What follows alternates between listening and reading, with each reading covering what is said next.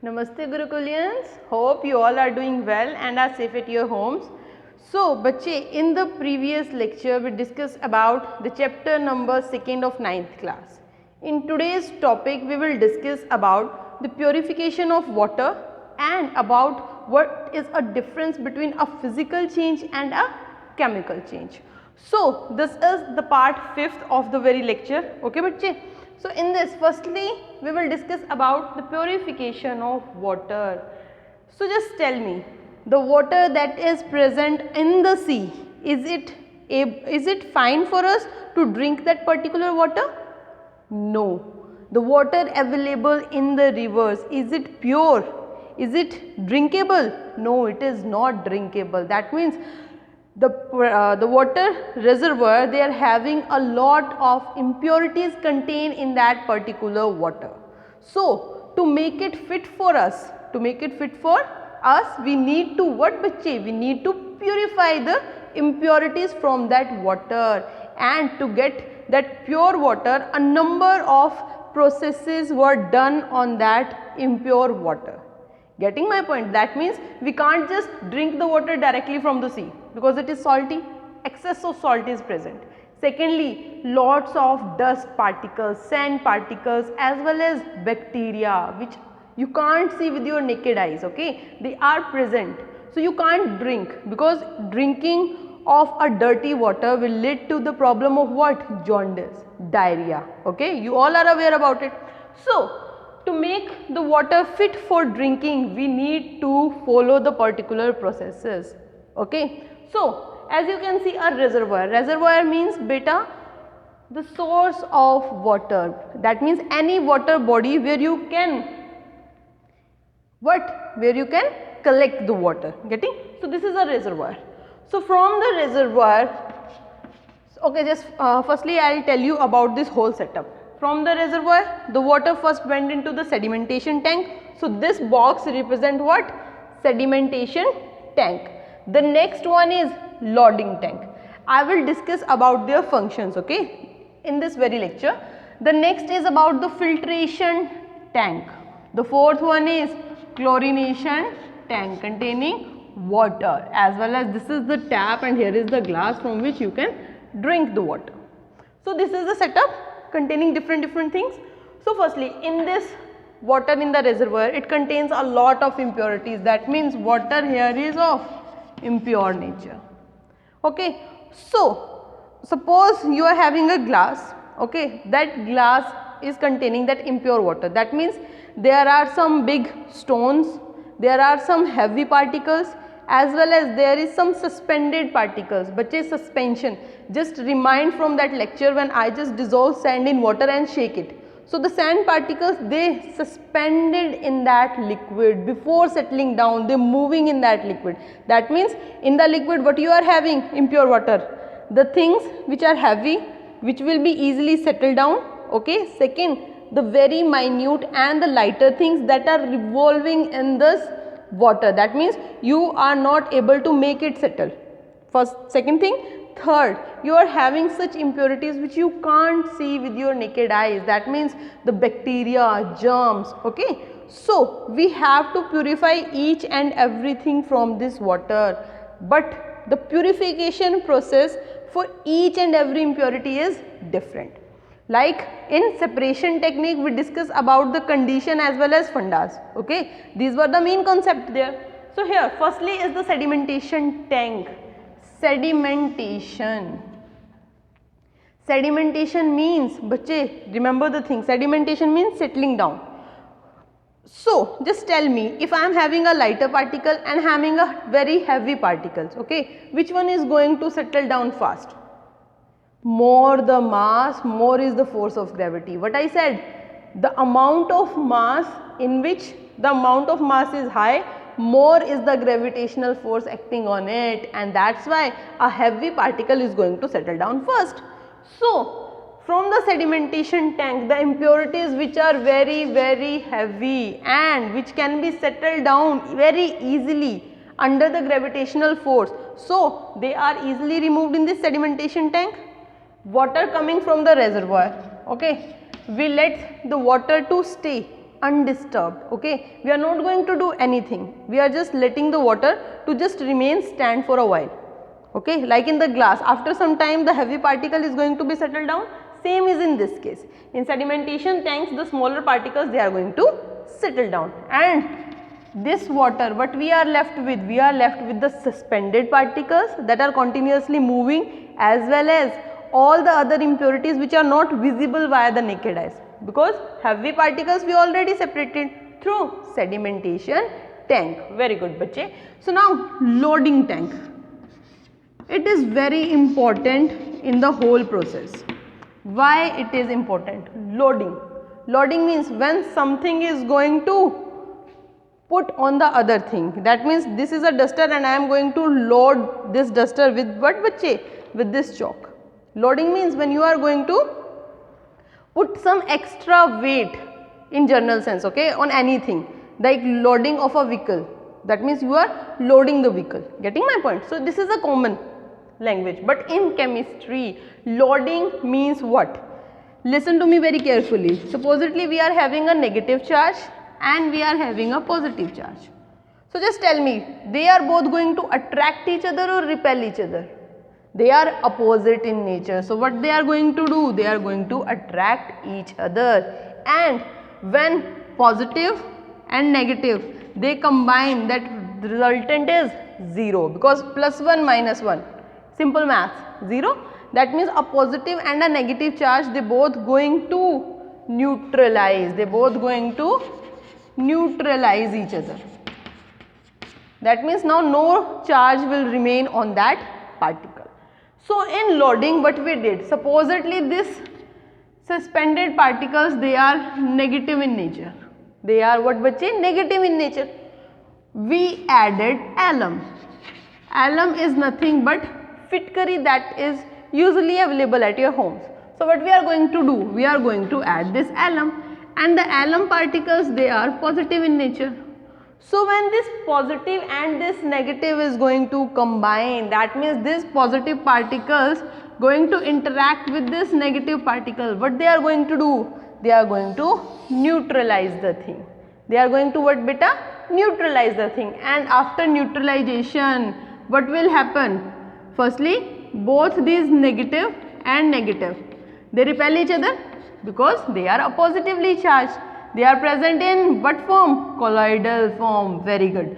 So firstly they are negative in nature, so they repel each other. But after neutralization, charge is not present. That means now these two impurities, they can combine and leading to the formation of a bigger one. And after this big formation of the impurity under the effect of gravity, what it's going to do? It will going to settle down in the bottom. Getting which? So in loading tank, what we did? We just make the colloidal particles to settle down in the tank. And from this method, what we did? We are able to separate these what? Suspended particles from this water. And in the next, what we are left with? We are left with certain impurities whose size is very, very small. So I am going to use this filtration tank here. Name suggests filtration, like we did in the activity by using a filter paper. What we did? We are able to separate the sand from water with the help of filter paper. Same thing is going to happen in this filtration tank. So this filtration tank, so firstly just focus on the composition of this tank. This tank consists of 3 different particles of different sizes. Very good. So these size particles, they are very big, as you can see on the board. Very big size particles. This is what? Coarse gravel. That means the size is very large as compared to the other one. Okay. Second, we took another particles which is comparatively smaller in size than the coarse gravel and named it as gravel. Okay. Third component, which is further smaller in size than that of this gravel, is fine sand. So what we are going to do? When this water will come and the impurities having the different sizes, they are going to settle down. That means only the water molecule are able to travel this path, okay, but the impurity is having bigger in size, they got stuck in between these particles, okay, and what we are left with? Only water, which is free from the suspended impurities as well as these sand impurities, that means heavy particles. But still what we are left with? We are left with the impurities like bacteria, which you are not able to see with your naked eyes. Then we have to kill those bacteria, and for killing those bacteria, what we use? Chlorination tank.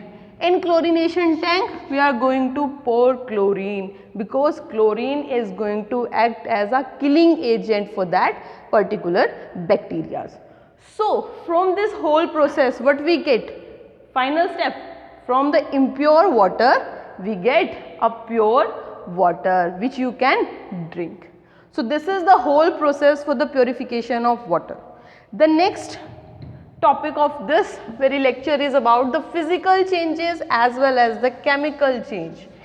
What I said? Physical and the chemical changes as well as their properties.